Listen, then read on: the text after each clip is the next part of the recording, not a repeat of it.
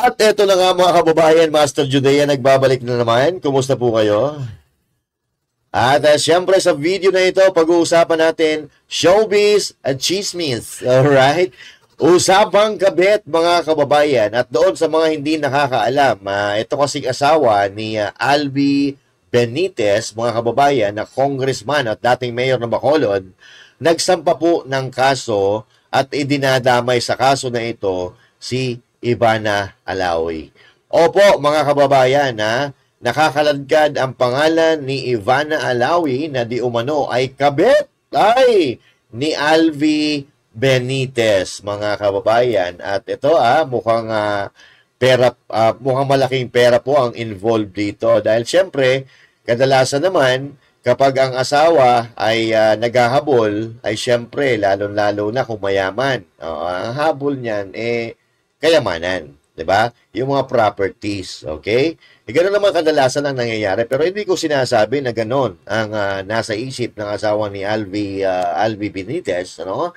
Pero nga ngayon, si Ivana Alawi ay nasasangkot sa issue na ito, mga kababayan. Abay, sikat na sikat ito sa Pilipinas, si Ivana Alawi, at maging sa ibang bansa na may hilig sa mga ganda. Oy, Ivana Alawi, pumatol ka doon. Oy, ikaw naman talaga. Alam niyo yung ano kasi, dati nga pag may kotse ka, 'di ba? Pumopogi. Dati nung hindi pa mahirap pa i-access or magkaroon ng kotse. Pagka meron kang kotse dati, kahit kakarag-karag pupogi ka. Ngayon kasi wala na napakarami na may kotse kasi 15,000, 20,000, 30,000 po pwede ka na makakuha ng kotse. Napakababa ng down payment. Kaya hindi na nakakapogi ang may kotse. Ang nakakapogi lang ngayon yung mga sports cars, 'di ba? Yung mga mamahaling sasakyan, ika nga, 'di ba? Pagka meron ka noon, talagang poging-pogi ka katulad ng mga politiko, 'di ba?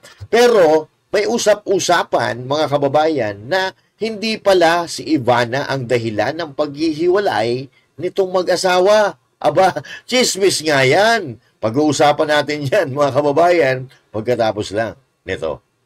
Banateros ay hindi magigiba. Banateros ay hindi nag-iisa. Banateros ay kami walang iba. Banateros hanggang sa huli naming hininga. Yan ang banateros, walang inuurungan. Pag tama palakpakan, pag mali ay babanatan. Yan ang banateros, boses ng ordinaryong Pilipino. Banateros ay walang makakaawan.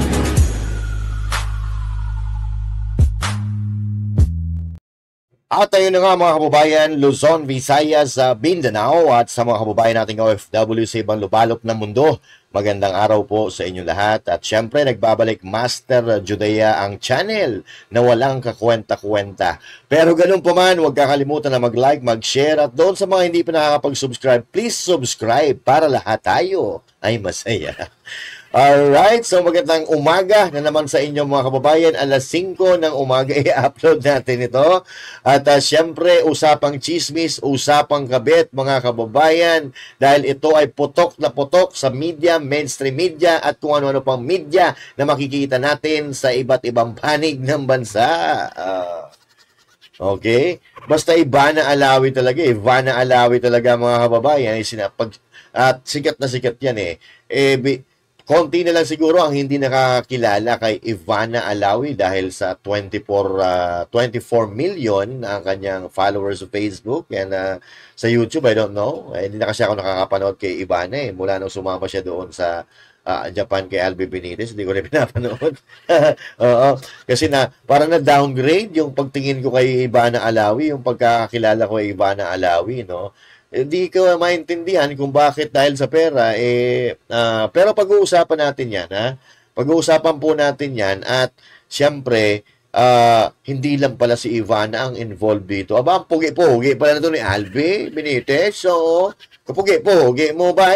Oo, ikaw, taga Bacolod na Ilonggo, talaga malalambing kasi kaya marami siguro babae na nakit sa kanya.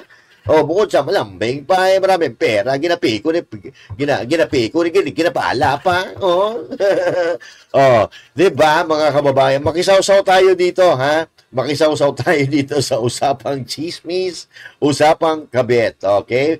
Panoorin po muna natin itong balita na ito mga kababayan nang sa ganun meron tayong idea at meron tayong paghuhugutan ng ating mga sasabihin dito sa video na ito. Oh, play. Ang kinakaharap ngayon ng isa sa mga napabalitang top Ulitin natin. Wait lang. Oh, play. stress na isang sikat na aktres.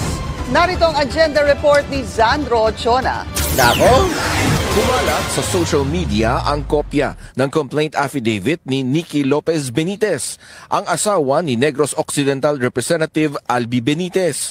Sa ulat ng Politico website, pakiramdam ni Nikki, lubos siyang pinagtaksilan na nagdulot daw ng mental o emotional anguish. Ganon. Inirereklamo ang bilyonaryong kongresista dahil sa paglabag sa RA 9262 o ang Anti-Violence Against Women and Their Children Act.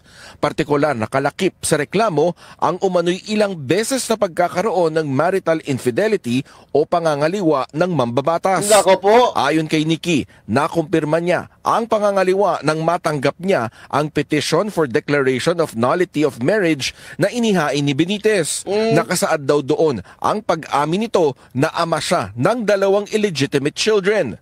Lumalabas rin sa complaint affidavit ang pangalan ng umano'y mistress ni Albi, ang aktres na si Ivana Alawi. Paktay ka niya. Isa si Congressman Benitez sa mga maugong kaugnay sa liderato sa Kamara. Sinubukan siyang kunan ng Bilyonaryo News Channel ng pahayag pero hindi ito nagsasalita kaugnay sa issue. Pero ang kanyang abogado, sinabi na mariing itinatanggi ni Benitez ang mga paratang sa kanya. Questionable rin daw ang motibo ng asawa ng mambabatas. Pero handa raw ang kanyang kliyente na makipagtulungan sa kaso. Ngayon mga kababayan, napugi-pugi ni Albi, ha? Napugi-pugi mo dong. Oo. So yan po yung asawa ni Albi Benitez. Yan po ang kanyang asawa at eto naman ang kanyang mga kalukadidang. Hindi kasama si Pinky Web, ha? Oo.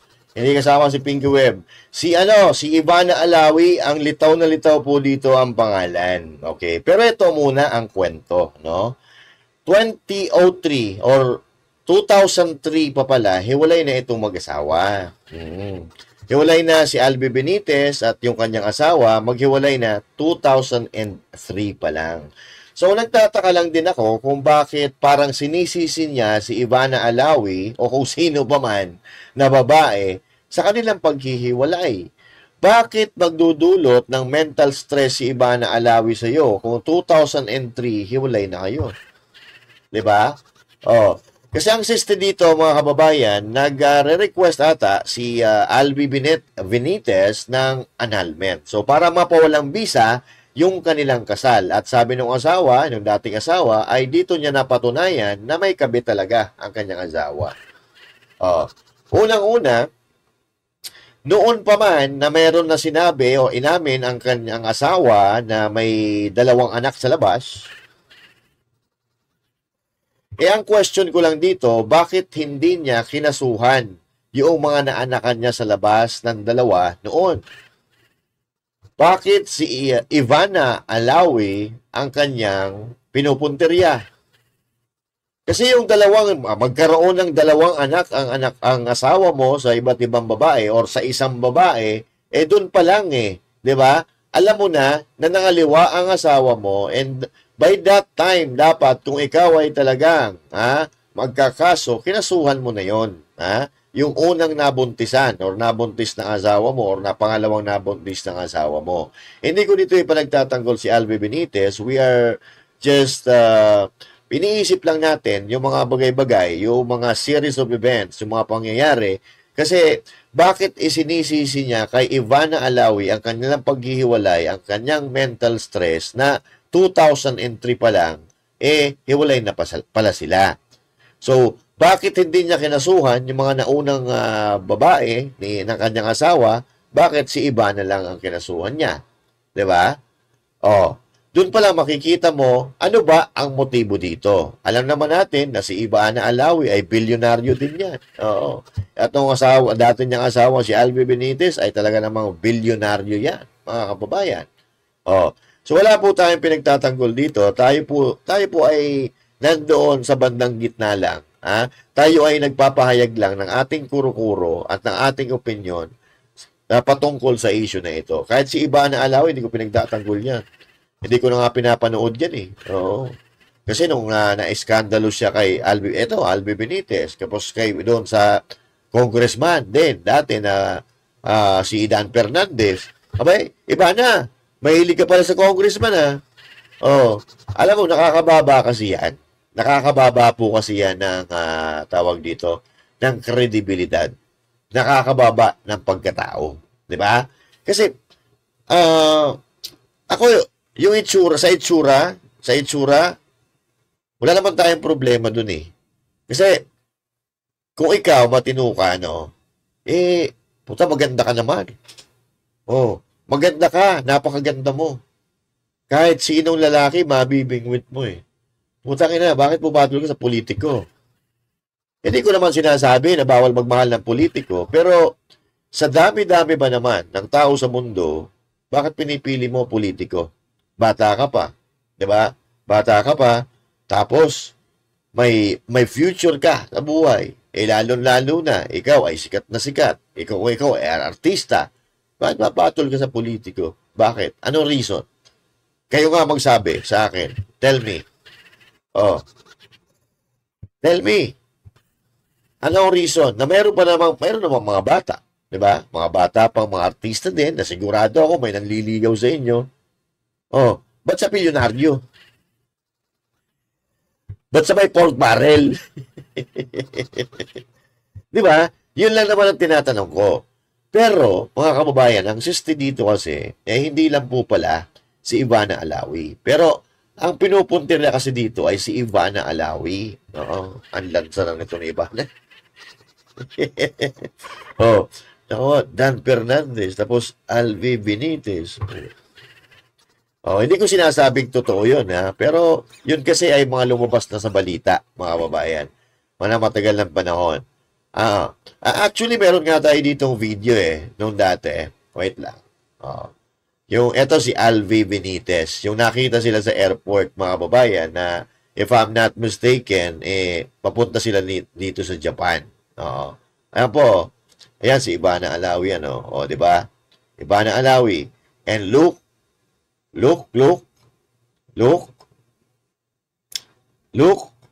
Oh, para si Joey De Leon pa ata yun, ha? Si Joey De Leon ba yan? Oh. Oh. Wait lang, ha?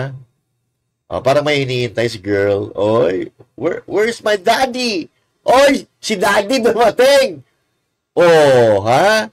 Dumating si daddy. Oh, di ba?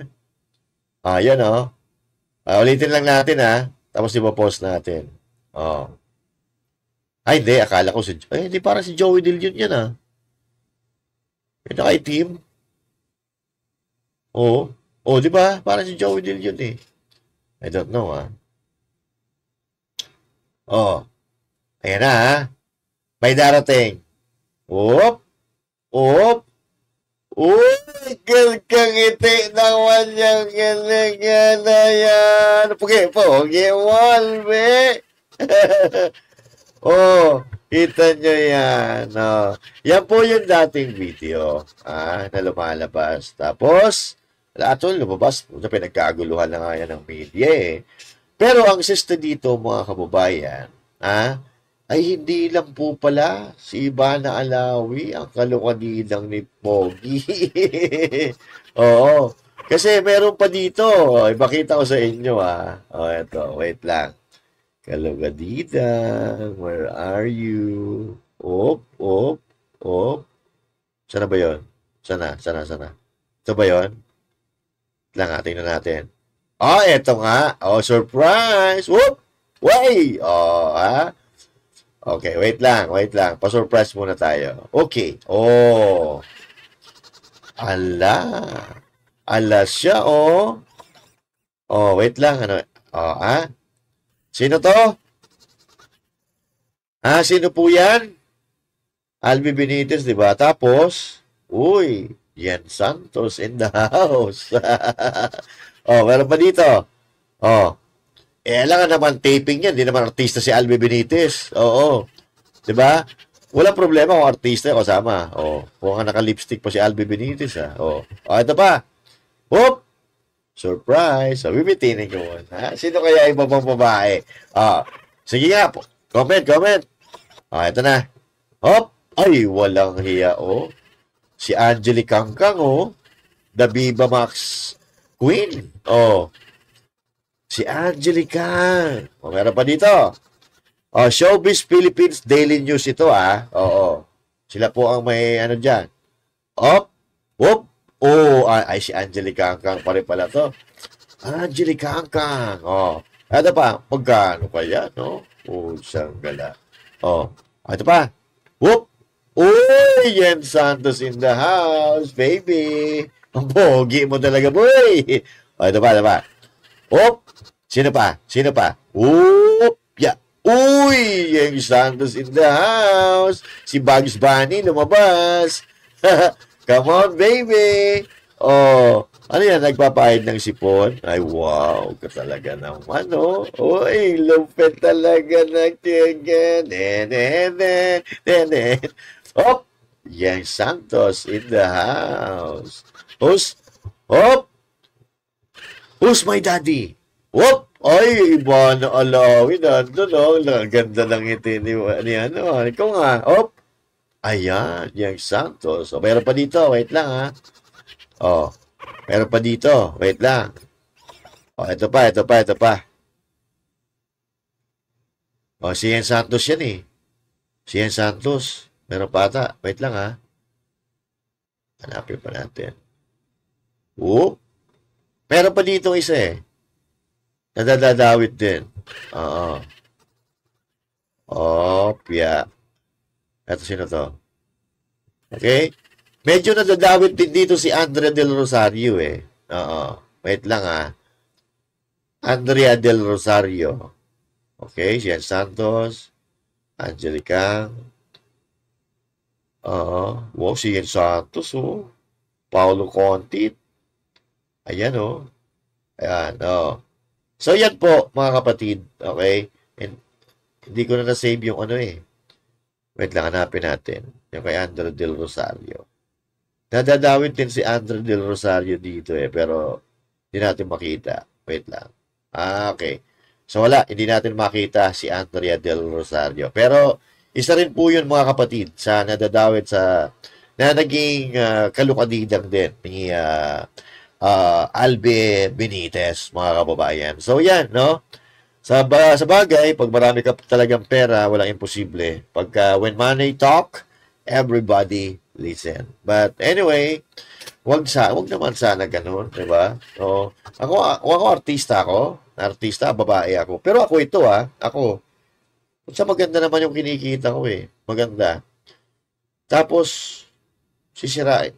Hindi ko alam kung baka mahal nila. Di ba? Pero malabo, yung mahal. Mahal ang bigas, Mahal ang bilihin, Pero kung ikaw, artista ka, maganda ka, may itsura ka, then, papatol ka sa politiko, lalo na hindi naman gagano wala, yung itsura. Sorry. Iba kasi yung magiging impresyon ng tao. Kahit ikaw, na nanonood ngayon, iba magiging impresyon mo. Iba magiging impression mo kung ano ang motibo. Diba? Si artista ka na, artista ka na, marais na kinikita mo, nakapagpundar ka na siguro kahit pa paano, tapos, sirain buhay mo. Diba? O pwede ka na mahumanap ng walang asawa. Although, hiwalay naman tayo sila, na matagal na, 2003 pa. Meron nga dyan na mga mag-asawa na pinag-aawayan yung pera, pinag-aawayan yung makakain sa araw-araw, diba? Pero hindi sila naghihiwalay, tinitiis nila yung asim ng sarili nila dahil mahal nila. Dahil mahal nila. kahit mahirap. Pero may mga tao na kahit meron na, aba, yung sinasabi natin na kumakapit pa rin sa patalim. Hindi ko sinasabing si Ian Santos yun, ha? Hindi ko sinasabing si Angelica, hindi ko sinasabing si Andrew Del Rosario. Hindi ko sinasabing si Ivana Alaw. Oh. Pero the impression, mga kababayan, is really important. The impression. Okay, sana kung halimbawa, politiko na bata din, kasing edad nila, di ba? Oh. Wala namang masama dun. Actually, walang masama. Kaya lang, syempre, oo, ang isipin ng tao, pinakasalan mo yan, or sinyota mo yan, dahil mayaman. Diba? So, lalabas dyan, na pera-pera usapan. Diba? And same thing, din dun sa asawa ni Albi Benitez, the reason why she's filing a case, because of the properties, the mga ari-arian. Diba? At ang bali-balita ako, mga kapatid, oo, nung naghiwalay pala ito, ay nakuha na niya ng more than half of the wealth ni Albi Benitez. Pero hanggang ngayon, 2003, 2020, more than 20 years na, parang ang lumalabas, parang gusto pa rin na makihati sa kayamanan ni Albi Benitez yung kanyang dating asawa. And well, in fact, meron daw demand yung dating niyang asawa na allowance na 1 million kada buwan na ibibigay ni Albi Benitez doon sa dating niyang asawa. Dahil doon lang, yun daw ang hinihiling.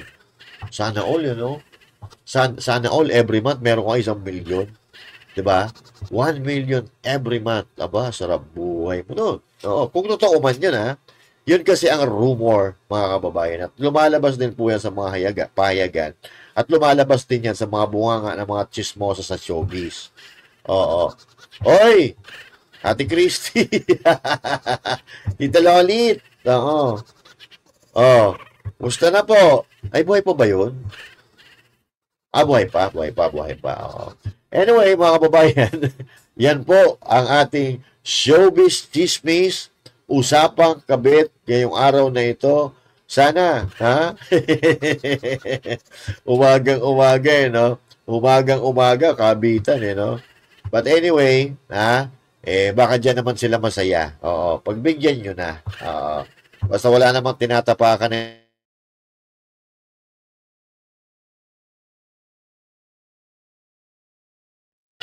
Oo.